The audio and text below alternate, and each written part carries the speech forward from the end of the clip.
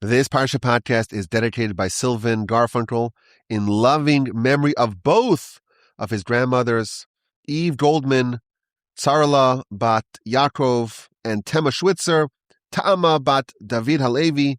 Both of his grandmothers have a yahrzeit this week, the 21st and 27th of Shevat. May their souls be elevated in heaven. I'm speaking to you between several trips. I've been telling you last couple of weeks has been a busy couple of weeks. We have a flurry of travel.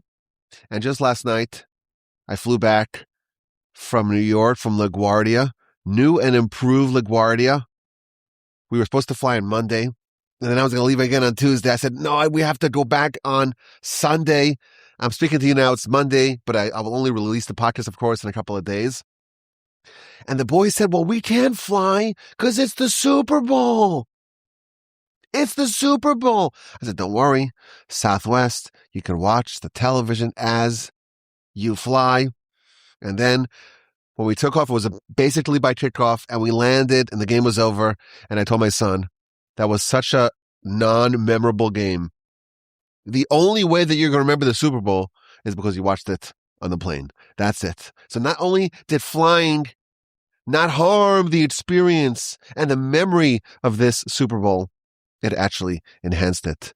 See, we were in New York for a couple of days, and we went skiing on Thursday. And I was thinking, as I'm driving to the ski site, to the mountain, I'm thinking there's three goals. I'm getting a little older, and you're about to go skiing, and the mountain's kind of steep. Goal number 1, no injuries. Don't fall, take it slow if you need it, no injuries. Goal number 2, you're spending time with your boys. Have a great time.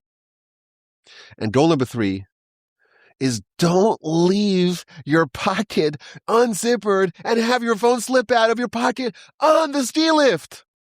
I guess 2 out of 3, it's not so bad.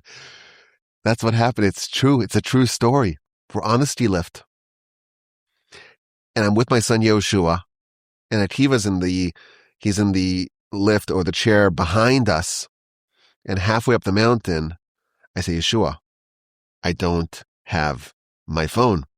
I had like lots of layers and all different pockets, and I always zippered it up. I didn't zipper up my phone.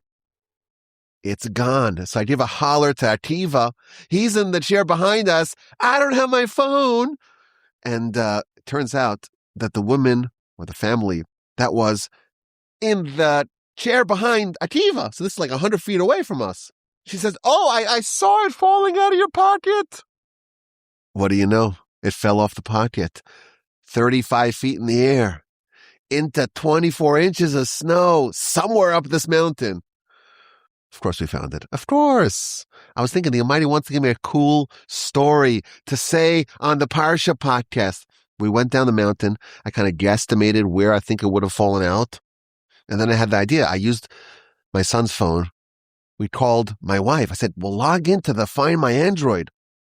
And they found the exact location. Do you want me to send you the coordinates? That's not going to help me. It's between this point and this point.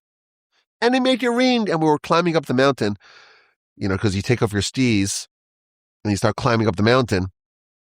And I was always thinking, I kind of like mountaineering. Would it be nice to be able to climb K2 or Everest, climbing up like 100 feet along the path of the ski lift as all the patrons above are jeering at us below? What are you missing? What are you looking for? Do you want a cigarette? They threw a cigarette down to us. I didn't smoke it. But that disabused any dreams of climbing Everest. But we found it embedded in 18 to 24 inches of snow. It has 3 nice scratches. It's okay. 2 out of 3 of the goals of the trip were fulfilled. Had a great time with the boys. Got the great privilege of spending time with my parents. We had some interviews for some yeshivos. We made it there. We made it back in Houston for the day. And of course, I have the great privilege of speaking to you from the Torch Center in Houston, Texas. And this is the Parsha Podcast. So let's begin. It's Parshas Mishpatim. Mishpatim means laws, and there are lots and lots and lots of them in this week's Parsha. 53 different mitzvos in our Parsha. If you put together all the Torah sections hitherto in the Torah, there are fewer than 53 mitzvos up to this point, all the way since the beginning of Genesis. And it starts off with an unusual law, the law of a Jewish servant, a Jewish bondsman. If you buy a Jewish bondsman, they can only work for 6 years. On the 7th year, you have to release them, send them away to freedom. How do you acquire a Jewish bondsman? So Rashi tells us there's only 2 ways to acquire a Jewish bondsman. Either if they stole and don't have money to pay, then the court will sell them. If they owe money as a loan or something like that, they wouldn't be sold as a slave, as a bondsman, as a servant. Only if they steal and don't have the ability to repay. Alternatively, if they voluntarily would sell themselves as a bondsman. In either case, they work for 6 years. On the 7th year, they go free. And the Torah proceeds to tell us some of the laws of the Jewish bondsman during those 6 years. If they were single in civilian life, im begapo yavo, if they were single in civilian life, if they came with the edge of the garment, they must remain single during those 6 years. But if they're married, then the master can give him another wife and they can have children. But at the end of those 6 years, the wife and the children remain with the master. But if the servant at the end of the 6-year period says, Ahavti es Adoni, I love my master, I love my wife, I love my children, I don't want to go free. There's the Jewish bondsman who wants to stay. He wants to stay as a servant. In that case, the servitude can be extended further. It can be extended la'olam, forever, which is a reference to the Jubilee, to the 50th year. And that's done when the master brings the servant to the court, and they take him to the door or to the doorpost, and they take an awl, everyone's favorite word, an awl, and they puncture a hole, they bore a hole, they pierce a hole in their ear, and then they can work beyond those 6 years. This is the first law in our Parsha, and it's effectively the first law after Sinai. Why is this law the first law that we read about in the Parsha of laws? So that's the question that the Ramban asks. And he says something very interesting. The law is not really about the purchase of this bondsman. It's about the release of the bondsman. They work for 6 years, and on the 7th, they are released. And this is a reference, or this has some overlap, resemblance to the release of other bondsmen, of other servants, of other slaves, namely the release of the Israelites from Egypt, from bondage. And that's a very important event, because that event was featured in the first of the 10 commandments. Just at the end of the last year's Parsha, Parshas Yisro, we have the 10 commandments, and the first commandment, I am the Lord your God, not who created Genesis, who created all, but who took you out of Egypt. It's so important. And therefore, there's something about the treatment of your Jewish bondsman that resembles the Exodus. That's why it goes first. And then he adds, the first commandment is not the only one of the 10 commandments that is referenced or that has some remembrance in the episode, in the law of the Jewish bondsman. It also relates to the fourth of the 10 commandments, to honor, to observe, to sanctify, to guard the Shabbos. You see, we have 6 days that are ordinary days, weekdays, and then we have the 7th day. We have the Shabbos. Just as a Jewish bondsman is released on year 7, so too we have that same format in the Shabbos. We're working, and engaged on the dimension of our body for 6 days. And on the seventh, we are released. We are liberated. And of course, this is 7 years, and this is 7 days. But the Ramban tells us this is a system that works on many different dimensions. 6 days of work, 7th is Shabbos. 6 years of work, 7th is freedom. 6 years you work the field, the 7th is Shemitah. 6 batches of 7, and following that you have the Jubilee. So in so many different ways, in days, in years, in batches of years, the number 7 is selected. And this, says the Ramban, it orients around a secret, which is the 6 millennia, followed by the 7th millennium. As we know, we've spoken about this in the past. This world, since Adam, is a 6,000-year enterprise. And we're nearing the end. 5, 7, 8, 6? That's the year right now? That's very close towards the end of the 6,000-year world. What's going to be after 6,000? We don't know exactly, but it's going to be the 7th millennium, and it's going to be the equivalent of the Shabbos, of the sanctified 6 plus 1. This law of the Jewish bondsman alludes to some of the great secrets, says the Ramban, and that's why it goes first. And then he has a whole essay where he proceeds to talk about all the items, all the laws that follow sequentially, and he demonstrates how there's a certain logical sequencing to them all. So following the first law of the Jewish bondsman, we have the law of a Jewish female servant and the law of murder, both intentional and accidental murder. Someone who murders intentionally is executed. Capital crime. Someone who murders accidentally, well, we could call it as manslaughter. They have to go to the city of refuge. Someone who strikes their parents, that's a capital offense. It's a capital offense by strangulation, Rashi tells us. Someone who curses their parents, it's also a capital offense, not by strangulation, but by stoning. Which is interesting. If you think about it, there's 2 capital offenses that relate to improper conduct towards one's parents. If you strike your parents, it's a capital offense, which is an amazing thing. Right? Children can never raise their hand to strike anyone, but certainly not their parents. It's a capital offense. And cursing, it's just words after all. Words are not meaningless. There's a capital offense for cursing one's parents.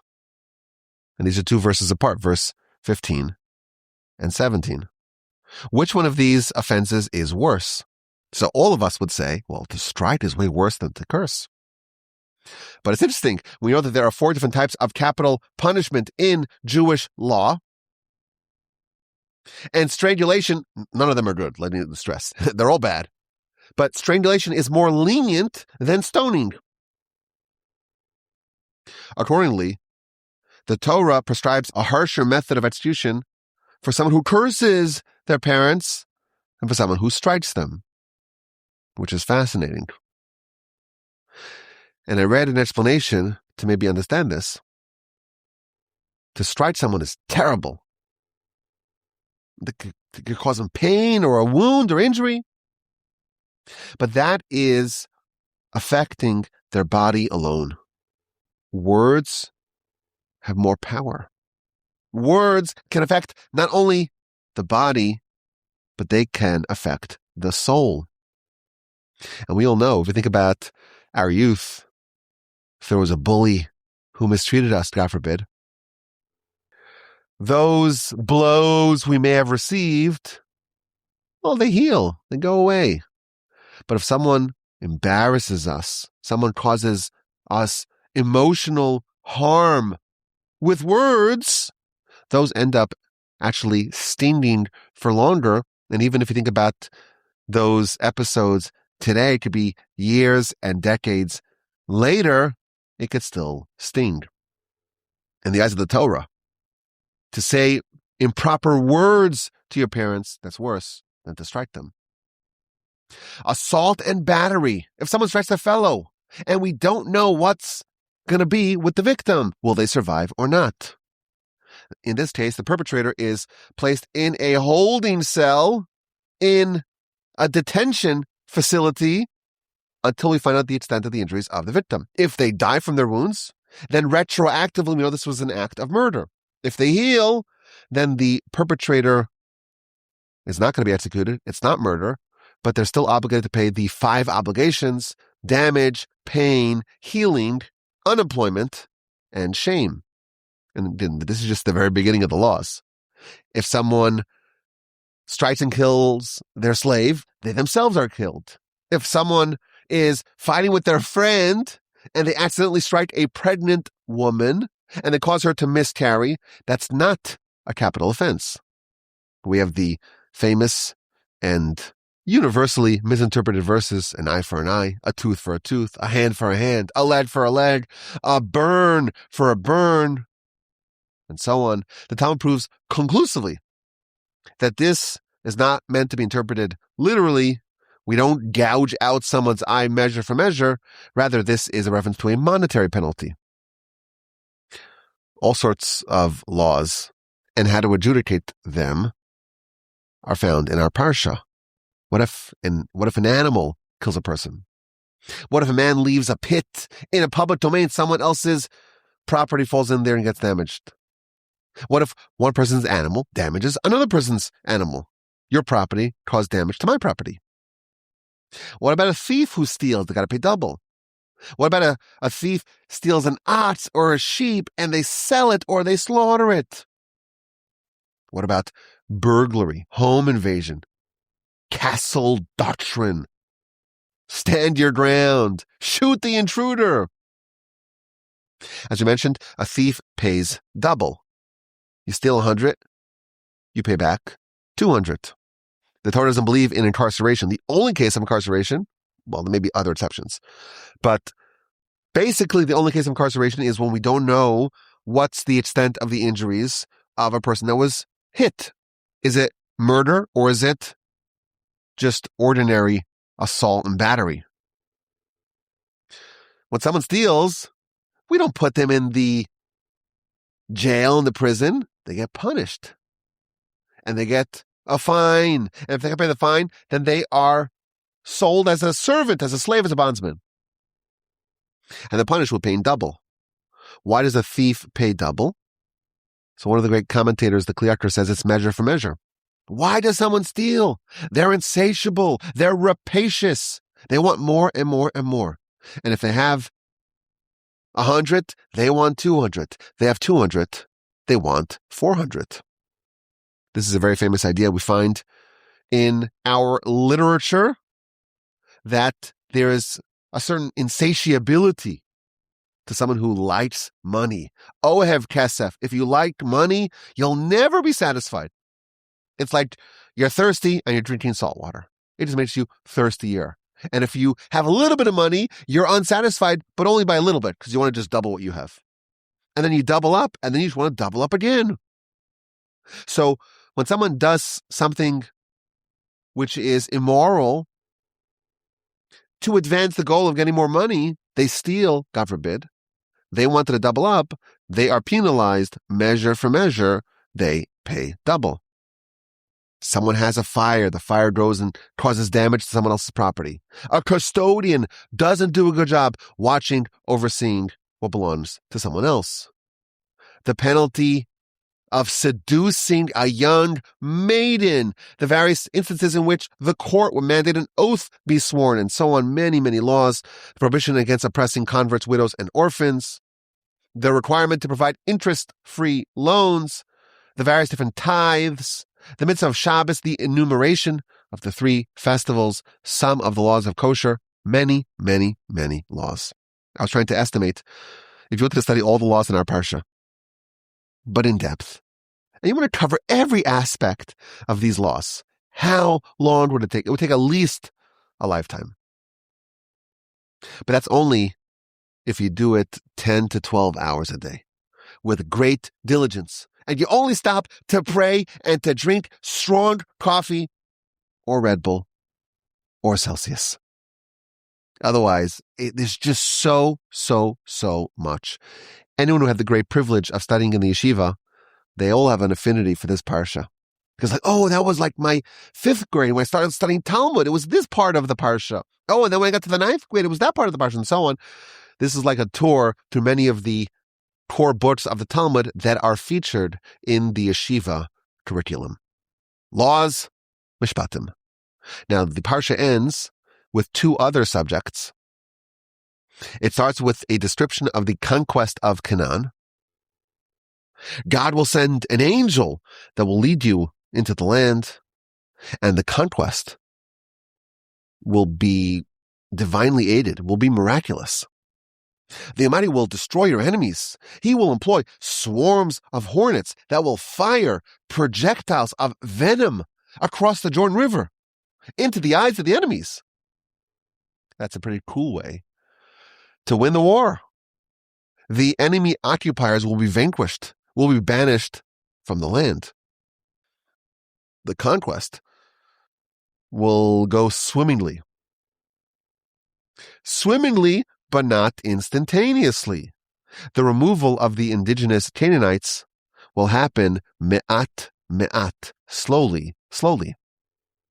Because if they're cleaned out in one fell swoop, then the animals of the land will proliferate. And finally, the end of the parsha is going back to the events of last week's parsha, to the Sinai Revelation. And it's a very dramatic narrative. God tells Moshe, you, Aaron's sons, Nadav and Avihu, the 70 elders, approach the mountain. Ascend the mountain, bow at a distance. But only Moshe, only you will go the full way. Moshe could approach the full distance, but they cannot approach the entirety of ascending the mountain. And the nation at large, they can't go anywhere near the mountain. And we have the very famous exchange. Moshe again serves as the go-between between the Almighty and the nation. And he writes down the Torah from the beginning of the Torah up to this point, and he erects an altar, and there's 12 monuments, one apiece for each tribe of Israel. And he offers sacrifices and sprinkles some of the blood on the altar, some on the nation. The nation, they had the blood of the sacrifice sprinkled upon them. In the words of our sages, they were so happy with those blood-stained clothes that demonstrated that the Almighty signed a pact with them, a blood pact, that they considered it as jewelry. That's how happy they were. Moshe read some of the Torah that he had written down, and the nation committed. We will obey the entire Torah, even if we don't know exactly what is included in it. Na'aseh v'nishma, we will do, and we will listen. It describes a very dramatic vision that Moshe and Aaron's 2 sons and those same 70 elders had. They had a certain vision of God, whatever that means. Moshe is beckoned by God to ascend the mountain, and he appoints Aaron, his brother, Hur, his nephew, as interim leaders in his stead. It's time for Moshe to get the details of the Torah.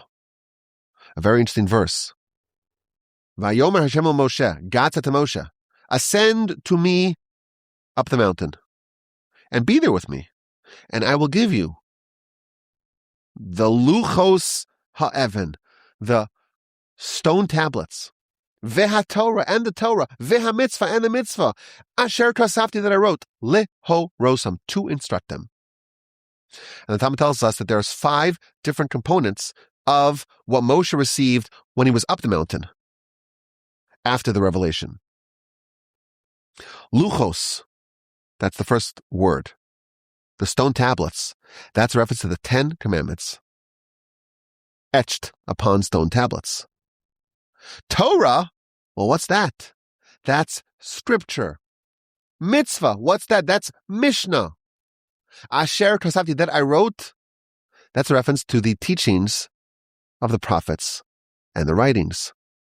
Even the prophets and the writings that happened many, many years after Moshe, all that was part of the initial giving of Torah from God to Moshe at Sinai. Lehorosam, to instruct them, ze Talmud. This is the Talmud, and the Talmud itself tells us, Book of Brachos, page 5a, Melamed, this teaches us that all this package of 5 different elements of the Sinai conveyance of Torah, all that was given to Moshe at Sinai. The Torah that Moshe was set to get was absolutely comprehensive. Moshe made his way to the mountain, and he went with his trusty aide, Joshua. He appointed his brother and his nephew to be in charge of the nation in their stead. Vayal Moshe el Har, Moshe ascended the mountain, and the cloud covered the mountain, and the presence of God rested upon Mount Sinai. Vayavo Moshe b'socha anon, and Moshe went into the cloud, and he ascended the mountain, and he was there for 40 days and 40 nights, and thus concludes the Parsha. And of course, when he's there, things will go a bit haywire down below. Let's go a bit backstage, as we like to say here, year 10 of the Parsha Podcast. And we can just start at the very beginning. There's a Jewish bondsman. That's the first law that we read after Sinai. And the whole law, the whole subject seems very strange to us. We don't have not servants, not slaves, and not bondsmen, not Hebrew slaves, not Canaanite slaves. The whole subject seems a bit outdated, antiquated, and maybe even a bit primitive to us. It's certainly not a law that we've ever fulfilled. Speaking for myself here, we have a wide and diverse audience. So maybe one of y'all did it, but it's a very unusual law that we don't encounter every single day. And this is the first law after the Sinai Revelation. So of course, the Ramban told us it references Genesis and Shabbos and so on, and the Exodus. I want to share another idea. We know that the Torah is multidimensional. It can always be understood on many different levels. The Midrash tells us that at Sinai, each one of the 600,000 souls experienced the revelation in a different way. It was bespoke. There was a different revelation for every soul. We know that there are 70 facets of Torah. We know that Torah is like a stone that if you shatter it, you open it up, shards will fly in every direction. There's so many different ways to understand it. And we know that there are 4 dimensions of Torah. There's the Pshat, Remez, Drash, Sod. The basic understanding, almost like the revealed layer. And then there's the Remez, the hidden allusions. And then there's the Drash, the homiletic interpretation. And then there is the Sod, the secrets. And I want to stress, we don't have the liberty to make our own interpretations. Well, we may have within a certain framework. You cannot come and say, I'm making an interpretation that I like if it violates the Torah. You could say a new insight, provided that the insight that you're saying is within a lesson that's true to Torah. There's a concept called Megala Panim BaTorah, where someone reveals a facet in Torah that's against the halacha. And that's basically the worst thing that there is, because you're trying to twist the Torah to go against the will of Hashem. That's not what we're talking about over here. The only acceptable facets of Torah are things that are conforming to the halacha, of course. In every single part of Torah, these 4 dimensions exist. Every verse in Scripture. We're always trained to try to understand, what is the verse telling us? So we may see different explanations of that. And sometimes we even struggle to understand the simple interpretation. But we know that in every verse, in every word, in every letter, in every jot and tittle, there are endless, infinite, hidden allusions and lessons, and of course, secrets. And on this portion of the Jewish bondsman, there's an incredible comment by the Or HaChaim, one of the great commentators on the Torah. And he, of course, explains the verse and has a very long explanation of the verse. And he says, okay, now I'm going to tell you something that's an illusion. Illusion with an A, not illusion with an I.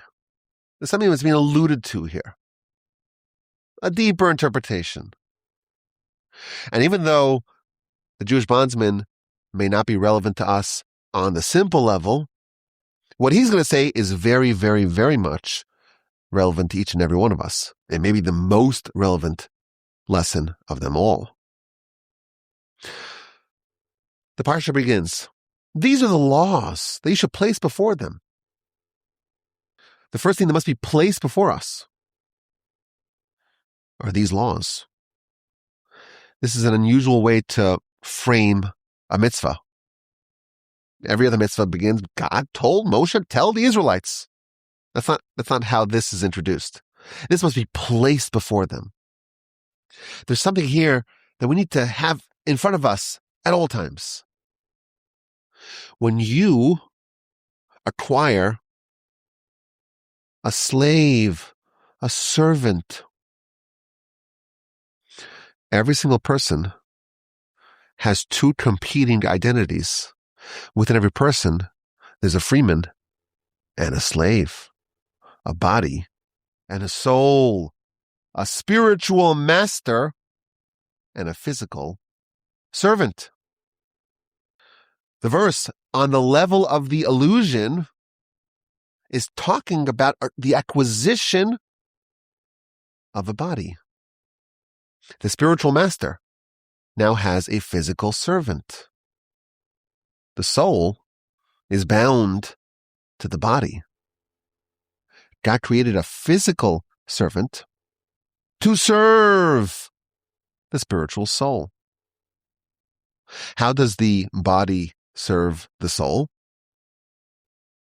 Well, if a soul didn't have a body, the soul would fly around like a bird. It cannot live in this world. It cannot fulfill any mitzvos.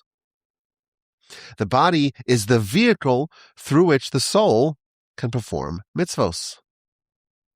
The soul wants to engage in soulful activities, and the body is the servant that will aid the soul in that pursuit. We're going to now read this whole section, not as a lesson about bondsmen and so on, but as the illusion layer, or one of the maybe infinite layers of illusion featured in this set of verses. The master is the soul. The servant is the body.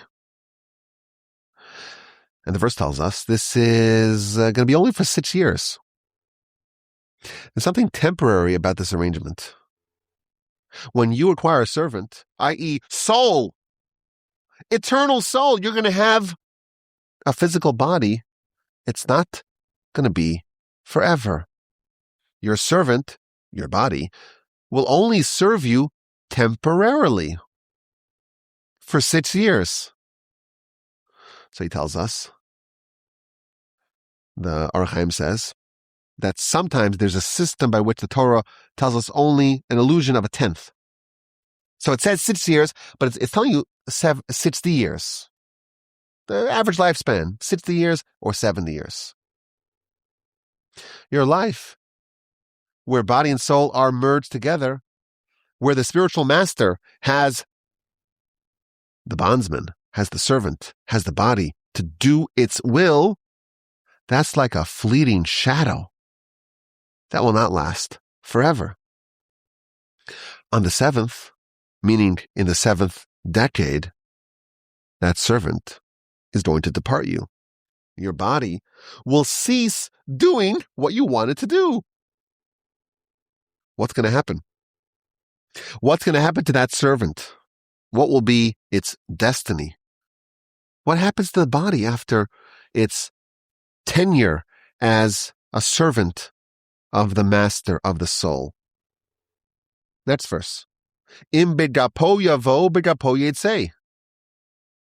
So we read that on the simple level means that if he came single, alone, with the edge of their garment, literally, meaning if they weren't married, then they leave single.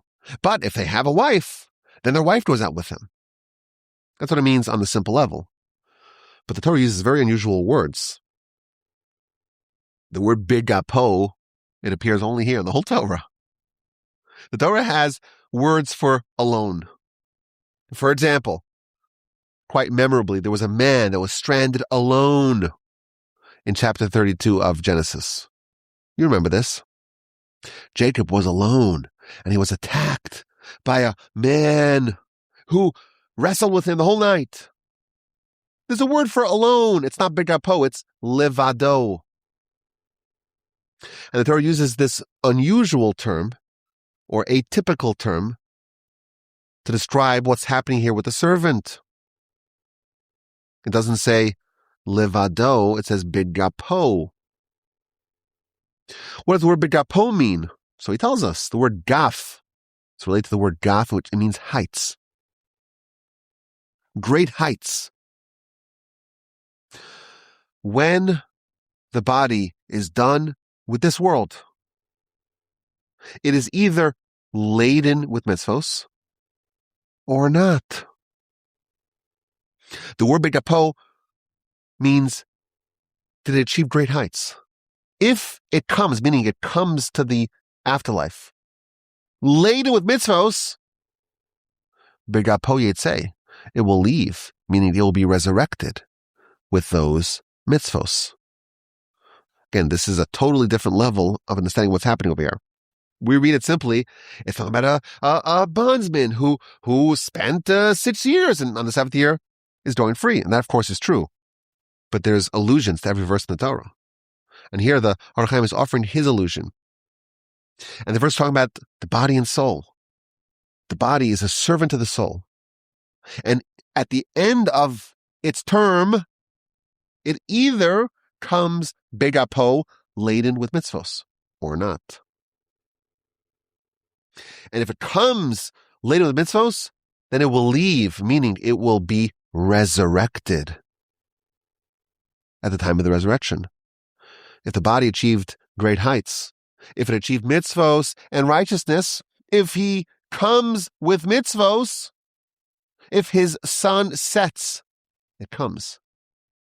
And he is laden with righteousness, with kindness, with fear of heaven, with mitzvos, then he will leave, meaning he will depart from the ground. He will arise with the resurrection as a result. Meaning, if that's true, that's amazing. But if the opposite is true, well, then they will not merit the resurrection. The Torah is a tree of life to those who seize it, who grab onto it. What if someone doesn't grab onto it? If someone doesn't grab onto the life-giving power of Torah? Well, again, he quotes all the sources. The bodies of the righteous will emerge in the resurrection. And the bodies of the non-righteous will not emerge. The Torah's tree of life only to those who grab onto it. Im begapo yavo, if he comes to heaven, meaning his time comes, and he has tons of mitzvos, he has achieved great heights in his lifetime, begapo yahrtzeits, he will leave, meaning he will be resurrected. What about the next part of the verse? If he has a wife, then his wife will leave with him. What does it mean that the servant, meaning the body and the illusion, what does it mean that he has a wife?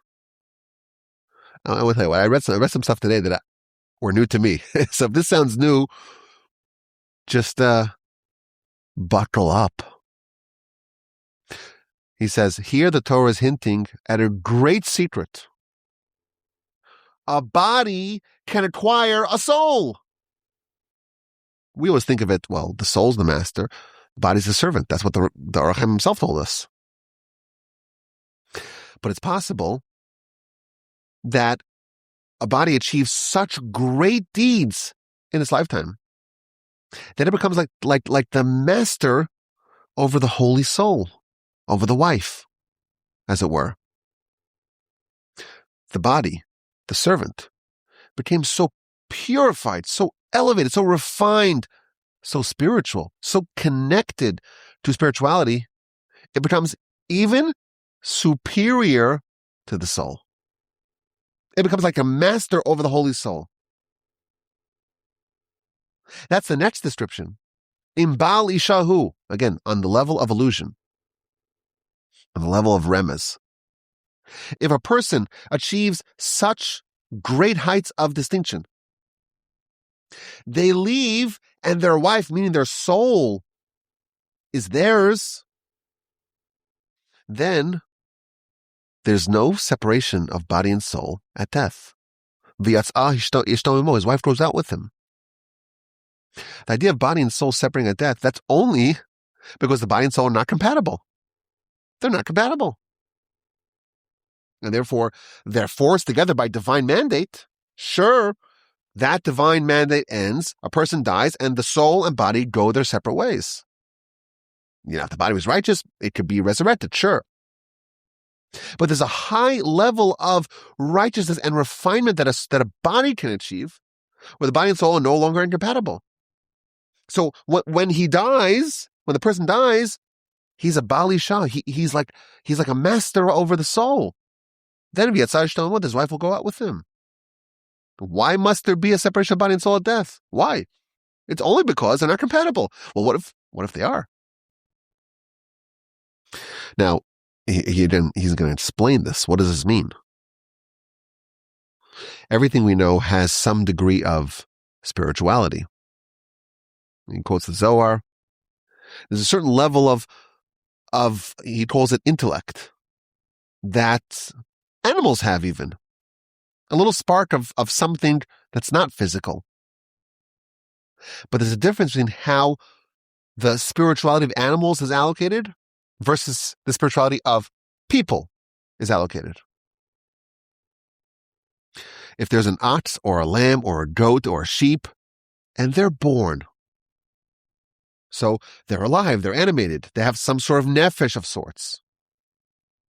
On day one of their life, they would have the maximum degree of spirituality that they will ever have.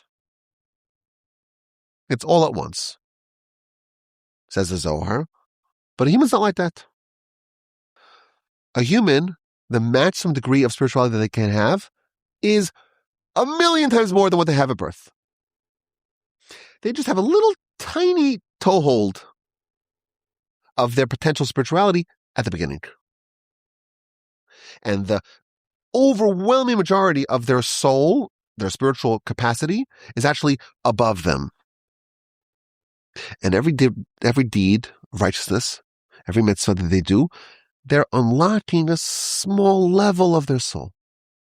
They're kind of reeling in, as it were, from up, down, from above them, down. They're bringing in a little bit more of their soul within themselves. Every mitzvah is unlocking 1 degree, 1 realm, 1 element of their soul. Most of the soul is above them. 99.9% of it. It's outside of them. But they can progress. They can develop. They can mature. They can upgrade. And every act of righteousness, a little tiny part of the soul now inhabits them. And slowly, slowly, slowly, they can unlock more and more and more of their soul. What happens if the person does this all the way? Then they achieve the level of Baal Isha. They're like the master of the soul. They acquired it all. They've maximized all the soul that they could have maximized. Then, even after he leaves, his wife comes with him. The soul's like part of him. They're like, they became one.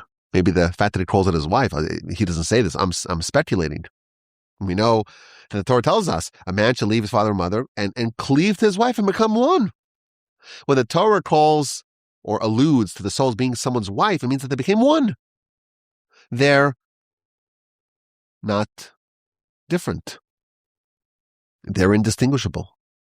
So now a person dies, he comes with his wife. The soul and body are still together. Now this sounds new to us. Listen to this. He cites an outrageous episode in the Talmud. We did speak about this once. I don't think it was on the Parsha Podcast. I think it might have been on maybe Torah 101, one of the other shows. It tells a great story. This is like one of the best stories that there are. This is like a good bedtime story to tell your kids. There was a project. They were doing some excavation in the land of Rav Nachman. Who's Rav Nachman? One of the great sages of the Talmud. And they happened to have hit upon a grave. I guess it wasn't marked. And the grave belonged to a Rav Achai bar Yoshia. That's the name of the sage who was buried there. Now, that could be an unsettling experience. You're digging, you're doing excavation, you're putting in the pool, or whatever it was, and you discover a grave. But it was way more unsettling. Because the person who's buried there, Rav Achai bar Yoshia, he starts rebuking them. He's apparently alive. Now he's like, why are you digging in my grave? Can you imagine if that's what the ostensibly dead person is telling you? So they ran to their employer, Rav Nachman. I said, there was a man that we were digging and we found someone who's apparently dead, but he's rebuking us. So Rav Nachman, he strolls out and he's going to meet this person. He says, well, who are you? I'm Achai bar Yoshia. He introduced himself. And Rav Nachman's trying to figure out, well, you're dead. Why am I talking to you? Don't we know that the dead, even the righteous, they turn to dust? Don't we know that? Don't we have a source for that effect? So they get into this little dispute. It says, wait a minute, you're quoting from this sage that the righteous turn to dust. Don't quote from the sage. It's a verse in Ecclesiastes. V'yashuv ha'afar el ha'aretz. Why? Don't quote me one of the sages. It's a verse in Scripture. Ecclesiastes chapter 12, verse 7. And again, they continue, and they're quoting verses, and he says, well, why are you quoting Ecclesiastes? What about the other verse in Proverbs chapter 14? Rekev atzamos tina. The rotting of bones is only when someone is envious. If someone has no envy in their lifetime, they will not decompose. The bones won't rot. So Rav Nachman is still trying to figure out what's going on over here. He starts to touch this dead body, apparently. Like, is this some sort of ghost? Turns out that he felt that there was something there. There was some substance to him. So he gives him an invitation. Leit kumar legavei de beisa, which is Aramaic. So all of you, I don't even have to translate that, right? It's Aramaic. You know what that means. Just in case someone doesn't know Aramaic, this is what it means. Get up, master, come to my house. We'll have coffee. Or maybe a tea. So again, the deceased person, or ostensibly deceased person, tells him, you don't know Scripture? Don't you know that it says in Ezekiel chapter 37 that Almighty God will open the graves and will lift you out of the graves? Until Almighty God tells me to leave the grave, I'm here. I'm not leaving. I'm not going to your house to drink coffee or tea. So Rachman asks one more question. He says, wait a minute. Doesn't a different verse in Genesis, Adam and Eve, after the garden episode, God tells man, afar ata, you are dust, ve'el afar tashuv, and you will return to dust. Why am I talking to you? So he tells him that that's true. But for the righteous, that only happens 1 second before the resurrection. Well, that's the end of the story. Again, it's a very outrageous story. But it's telling us that if someone achieve such a high level that their body and soul become indistinguishable, what's death? When you leave, if you're Bali Shaf, you have such a high level that you're like the master of your wife, as it were, of the soul. Your wife will go with you. Why must you die the way we think of it when you die? You don't have to. And he quotes the story. Great Rabbi's been dead for how long? I don't know. We don't know. A long time. He's still alive. His soul is still within him. Quotes the Talmud, a more famous Talmud, or maybe a very famous aphorism, Tzadikim bimisasam kruyim chayim. The Tzadikim, the righteous, in their death, they are alive. That's one interpretation, one allusion in this part of the verse, in Bal Ishahu. And then he offers a different one, different interpretation. An alternative interpretation as to what maybe this part of the verse is alluding to. We think of our body and soul as separate domains. When I exercise, well, that's to be fit. And when I study Torah, well, that's to be fit for your soul. I always like to tell people, if you listen to the podcast as you're doing an exercise, it's like everyone's happy. Body and soul are both happy. When you eat, well, that's for your body. When you do a mitzvah, well, that's for your soul. It doesn't have to be like that. A person could do everything for the benefit of their soul. Proverbs chapter 13. Tzadik ochel, the righteous one eats to satisfy, to satiate their soul. It's possible to eat physical food, and it's all an act of the soul. Why? Because you need to feed the body in order to be able to do the mitzvahs of the soul. What about when you sleep? Well, that's just for the body, right? No. I need the energy to do mitzvos. What about when I take a vacation? Well, I need that because I need to have the peace of mind to be able to study Torah. And so on. I've said this before, I'll say it again. When I was in the yeshiva, we were advised, go straight from the study hall to bed. There's a big difference if you go to the study hall, go straight to sleep, versus you go to study hall and then you go chillax a little bit. Go chat with your friends, play backgammon. That was the game of choice. And you just play for 5 minutes, right? And then you go to sleep. Big difference. Because if I'm studying and then I just go straight to sleep, I could tell the Almighty, listen, I would have studied from 11 o'clock at night till 7 in the morning. What can I do? I was just tired. It's not my fault I was tired. I should get the credit for 8 hours of Torah study because I was forced to it. But if you stop for 5 minutes to chillax, to have a good time, nothing wrong with that. We wouldn't say there's anything wrong with that, but you're not getting those 8 hours of Torah study that you would have otherwise if you didn't have that little break. It's possible that everything you do can be a mitzvah. And when it says in Bali Shahu, this high level, that someone has their soul with them, what does it mean? It means it's like the husband of a woman, just like a dutiful husband who works really hard. Why is he working so hard? To feed his family, to sustain his wife, his children. When we engage with the physical and material world, it's possible to do it as a means or as an ends.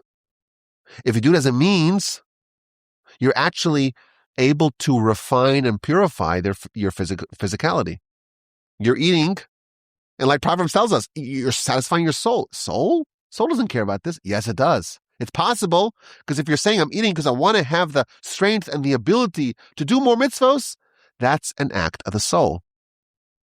And in that case, your wife, i.e. your soul, will stick around with you. Typically, the soul cannot tolerate being matched and paired to the body. They're just opposites, but they don't have to be opposites. If a person only does their physical activities for the benefit of their soul, in that case, the soul can tolerate spending more time. Death for the soul is like freedom. I no longer have to hang out with this body parallel of mine.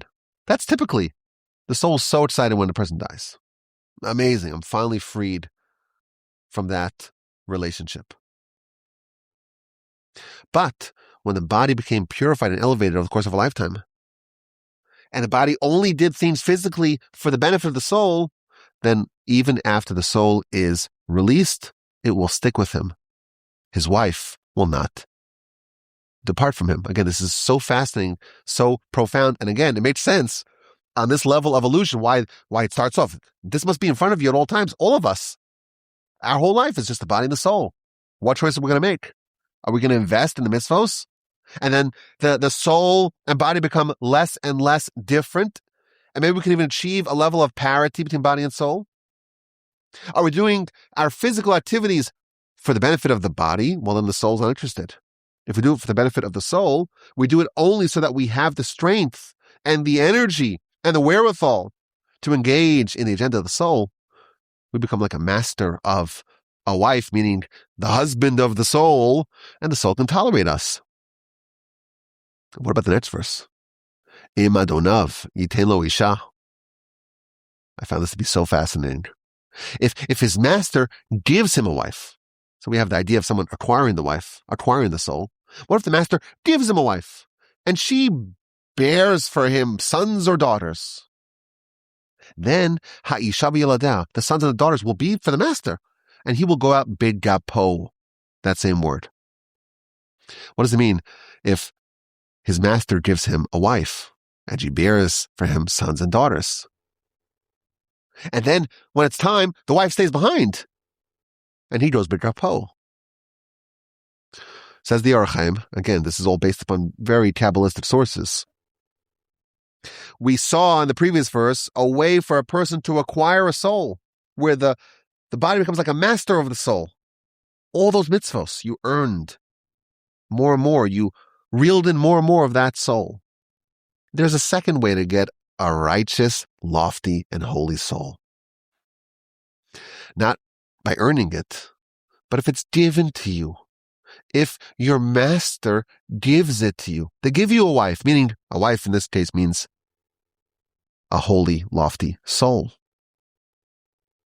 He tells us, sometimes people will merit a holy soul not because they earned it, not because of their tenacious righteousness, their dedication, their diligence, their worthiness, because of the righteous deeds of their antecedents, not because of their own deeds. It was given to them. And this soul bears them sons and daughters. What does that mean, sons and daughters? He quotes the Midrash, Iter toldo sem shel tzadikim, the primary progeny of the righteous. That's their mitzvos. What does it mean to have a child? It means to create something new, right? What happens when someone does a mitzvah? They create an angel. It's like a child that you spawn. It's progeny that you beget, spiritual progeny. If someone is endowed, they don't earn it. They're endowed. They're bequeathed with a wife, with a lofty soul. They didn't earn it. But now that they have the soul, they do these mitzvos, sons and daughters. Some mitzvos are male, some are female. Male spiritual progeny are mitzvahs that are done with great strength. Female spiritual progeny are mitzvahs that are done with a bit less strength. What happens when this person goes? If your soul was yours, but only because someone gave it to you, the wife and children go back to the master. They don't accompany you. All you have is bigapo. The righteousness that you earned on your own, that alone will accompany you when you depart from your soul. And finally, V'im amor yamara eved. If the eved, if the servant says, I love my master, my wife, and my children, I don't want to go free. Well, then the master brings him to the court, and they bring him to the door or to the doorpost, and they bore a hole, they pierce a hole in his ear. Va'avado le'olam. What does this mean, a level of illusion? If there's someone who wants to do righteousness, who wants to serve God. They have a fiery passion to serve God. And they've done their 6 years, their 6 decades. They're in the 7th decade. And it's time for them to give back the keys, body and soul, to go their separate ways. And they still want to serve their master. They still want to serve God. They still want to do mitzvos. They have a lust, a desire for that. They love their master, God. They love their wife, soul. They love their children, the righteous deeds. They don't want to die. Even though death is, on one hand, it's actually pretty, it's pretty beneficial on some level, because all that spiritual responsibility goes away. But they don't want that. They want that responsibility. And they plead, beseech, and entreat God. I want more challenge. I want more opportunity. I want more of a relationship with the soul and the mitzvos. To such a person, the master promises you could have what you want. Your wish will be fulfilled. But not now. Va'avado le'olam. So we translate that, he will worship him, he will serve him, le'olam, for the world, which means forever, right? Actually, it's not forever, it's till Yovel, till the Jubilee. But on the level of illusion, it's reference to the world. Which world? The world to come. Currently, in heaven, we don't know anything about this, but we're told that the angels serve God. We don't know what angels mean, and we don't know what angels do. But angels serve God. In the world to come, God will choose the righteous above the angels to be his trusty servants. And finally, what about the air and the piercing and the door and the doorpost? How does that fit into the illusion? See, he doesn't tell us everything. But he says something very interesting. The word yahrtzeits, which means the awl. The implement that does the piercing. The gematria of that word is 400. The commentators already tell us 400. It's corresponding to the 400 years of servitude in Egypt. But he says something else. He says that there are 400 worlds of yearning. Now, I was not familiar with that term. Apparently it comes from the Zohar. I texted Rabbi Botnick. I said, well, what does this mean? He says, what? He kind of went into this whole side tangent. Didn't really answer my question. That's what happens. You do a Monday podcast. You don't have time to think about all these outrageous subjects that you just learned. Brand new, esoteric, arcane subjects. He says that there are 400 worlds of yearning. I don't know if that means that you have to yearn on the 400 levels or realms or dimensions of yearning in order to be meritorious to achieve this level. That's what it sounds like to me. But I'm going to just give you that caveat, that little disclaimer that I don't know quite what I'm saying. I always say, like, I don't know what I'm saying. I could read Hebrew, though. This is what it says over here. There's 400 worlds of kisuf, of yearning.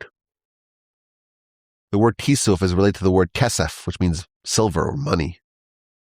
And the Zohar there talks about the 400 silver coins that Abraham purchased the cave of Machpelah from Ephron the Hittite. And somehow, on a level of illusion, it's related to 400 worlds of kisuf, of yearning. Once a person goes through that crucible of 400 worlds of yearning, v'avodo l'olam, then he can worship him forever. Meaning, he can live forever. He can worship him forever. God will treat it as if the person was alive forever and worship God every day of his life. This person who has committed himself so much to God, he can demonstrate that if he was around for all time, he would have served God for all time. We have a principle. Someone has a plan to do a mitzvah. And for some external factor, not in their hands, they weren't able to do it. Machshava tova, a good thought, the Almighty pairs it with a deed. You wanted to go do a mitzvah, but there was a hurricane that prevented you from doing it, you still get the credit as if you did it. It's not my fault. It's God's fault, right? God made the hurricane or whatever other factor. I never did a mitzvah in the year 1500. Why? Because I wasn't around. I wasn't alive. Is that my fault? God decided I wasn't around then. Why should I get the reward? If someone demonstrates their total commitment to do the will of God, those 400 levels, worlds of yearning, whatever that means, we don't know what that means. Put a pin in it, another pin in it, lots of pins here. Then, v'avadolam, he'll worship him forever, for all time. He'll get the credit as if he was alive all time and worship God all time. It's not their fault. They weren't around in the year 1500, 500, and so on. And then he adds one last sentence, which again, I don't know what it means. Od Ramaz, I'll just say it in Hebrew. The verse also alludes le'olam, to the word olam, or that v'avadol le'olam, worship him, serve him forever. Sod yadua, this is a known secret. Le'yodei das kadosh, to those who know the knowledge, the holy knowledge. And evidently, I'm not part of that rarefied fraternity. It's only the first part of the Parsha. I'm looking, it's like we're already way over time. I had a whole nother segment. I said, this will probably take a minute or two just to explain what's happening in the Orach Chaim, explaining this first part of the Parsha on the level of remes, of allusion. But it's an absolutely fascinating comment. Again, it's just this little bit of a back door into some of the things happening behind the scenes, backstage in the Torah. Little drop into that universe. We read a law. It's the first law of the sign. It's a law of a Jewish bondsman.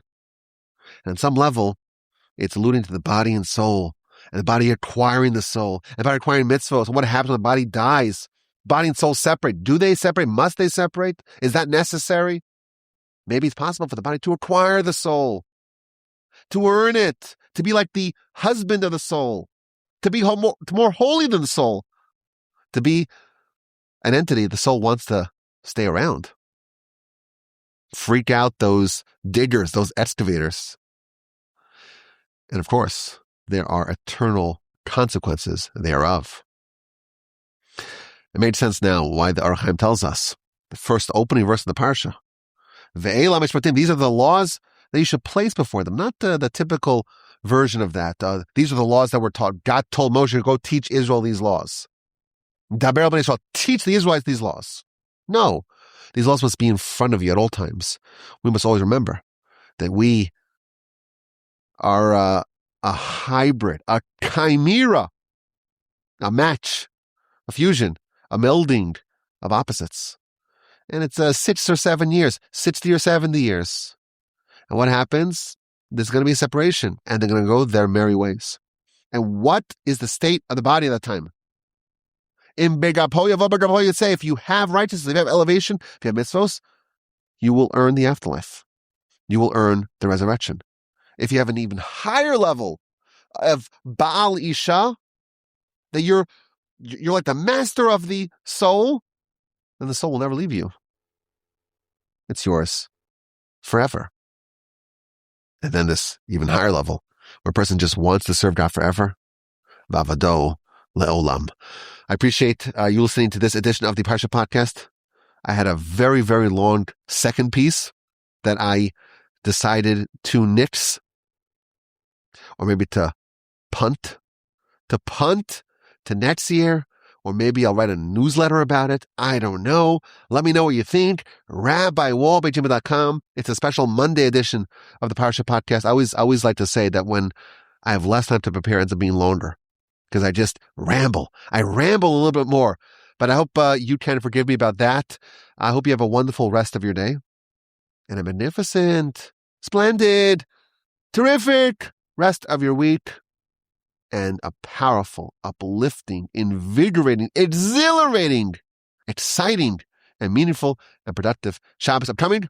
And please God, with the help of the Almighty, we'll once again gather together in good health and in great spirits for another edition of the Parsha Podcast from the Torch Center in Houston, Texas.